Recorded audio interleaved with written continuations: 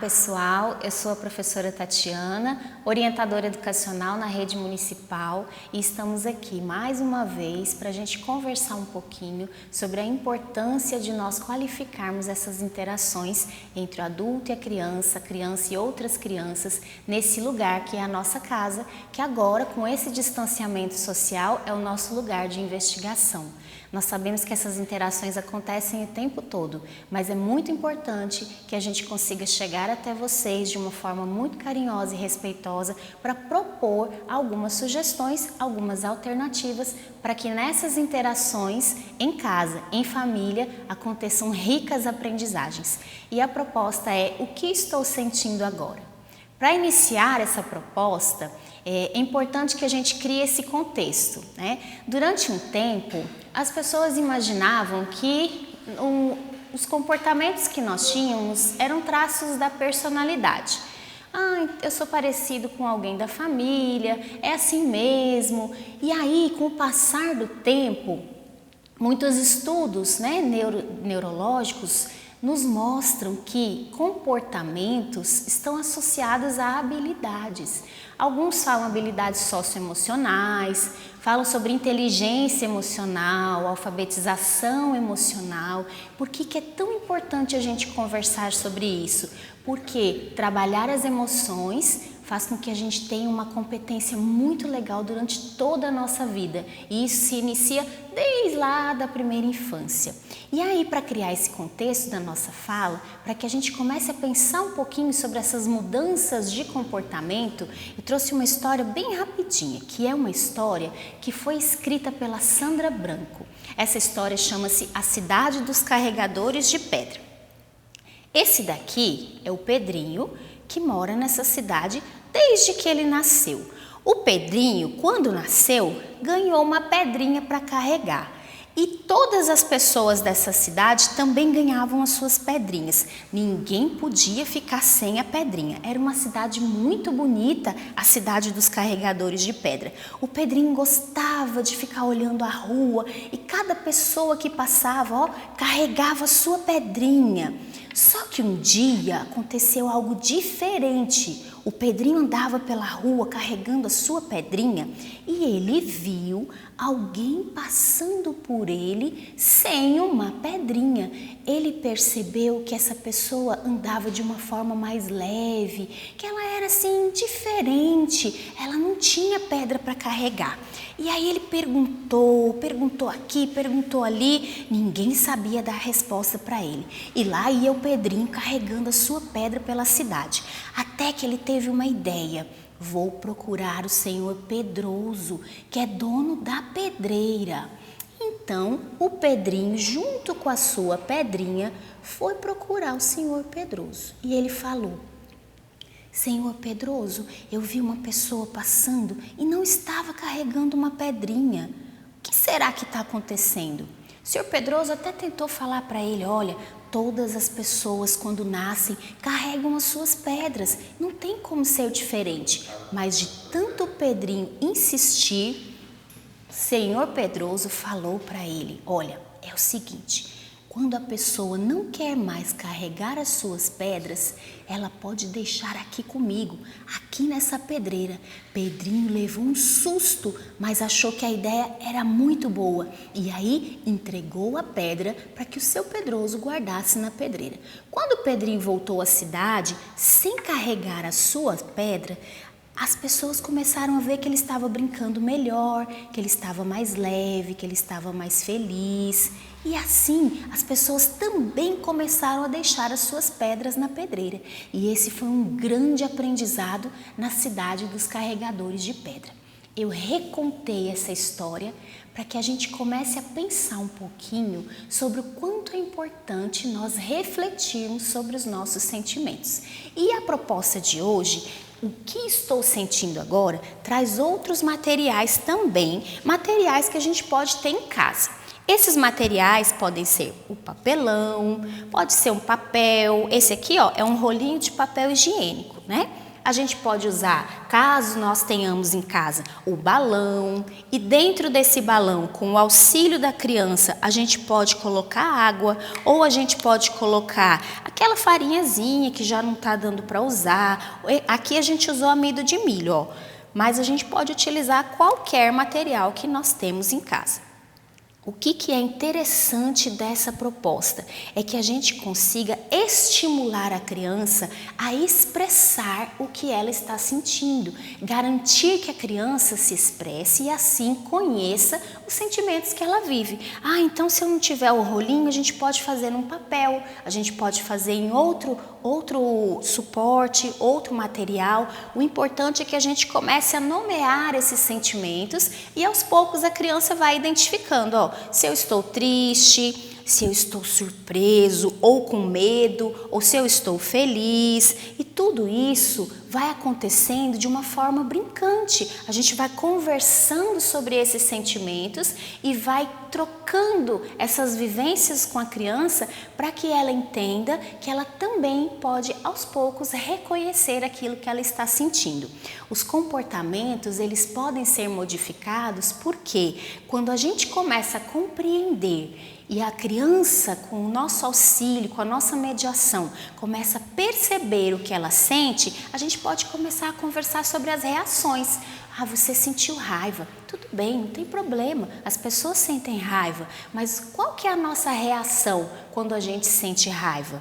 A nossa reação pode ser diferente, a sua reação pode ser diferente e assim a gente vai trabalhando essa inteligência emocional, essa habilidade socioemocional. E a gente pode também conversar sobre a rotina.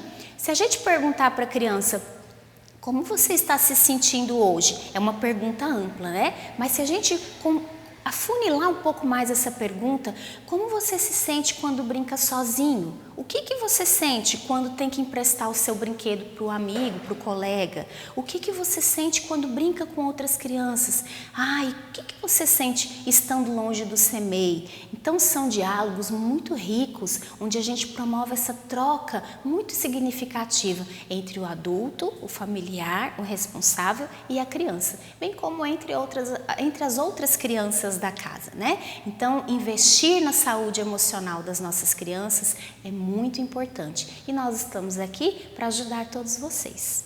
A nossa sugestão de proposta agora para essa interação rica em família entre o adulto e a criança e da criança com outras crianças chama-se Caras e Bocas.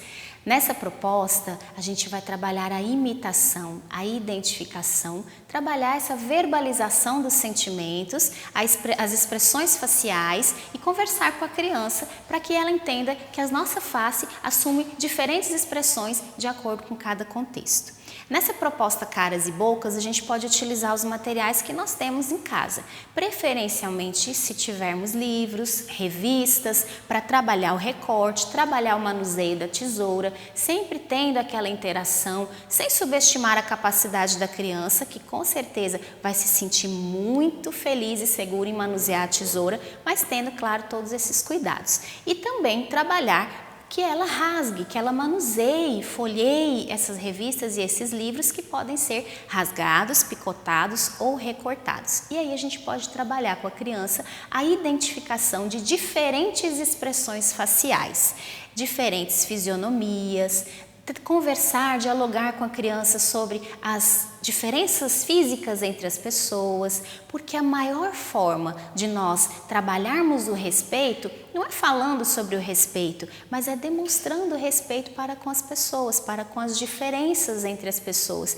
É fazer com que as crianças compreendam, com a nossa mediação, que ser diferente não tem problema nenhum, que há beleza em ser diferente. E aí a gente pode começar a explorar essas diferenças nas expressões faciais também. Quando é que a pessoa está feliz, se está triste, se está surpresa, se está com medo, o que ela está sentindo. E aí ouça atentamente o que a criança está lhe dizendo, porque muito melhor do que a gente dizer para a criança o que se trata, é muito melhor que a gente escute o que a criança tem a nos dizer. né? E aí, essas diferenças físicas e essas diferentes expressões faciais vão conseguindo construir entre nós esse olhar diferenciado e sensível para com as diferenças. Se a gente não tiver revistas, se a gente não tiver jornais, livros em casa que podem ser recortados, essa aqui também é uma sugestão muito legal. É uma sugestão que a gente pode pegar um pincel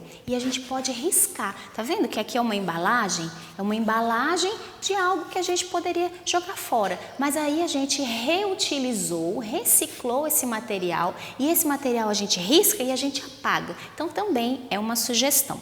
Uma outra sugestão é pegar esses recortes. Se a gente não tiver nada disso em casa, a gente pode fazer desenhos. Vamos desenhar diferentes expressões faciais. E aí, em frente ao espelho, a gente pode promover esse momento de imitação.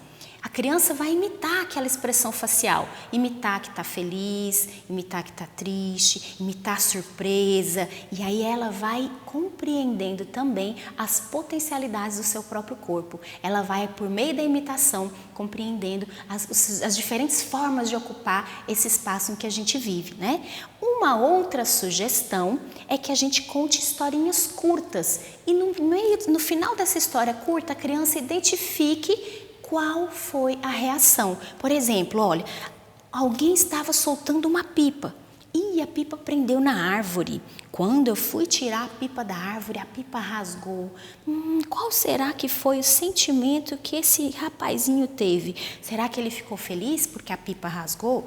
Será que ele ficou triste? Será que ele ficou frustrado? Veja o quanto isso amplia o vocabulário e quanto a gente consegue estar enriquecendo a fala das nossas crianças por meio da estimulação, por meio dessa linguagem que está sendo desenvolvida pela interação.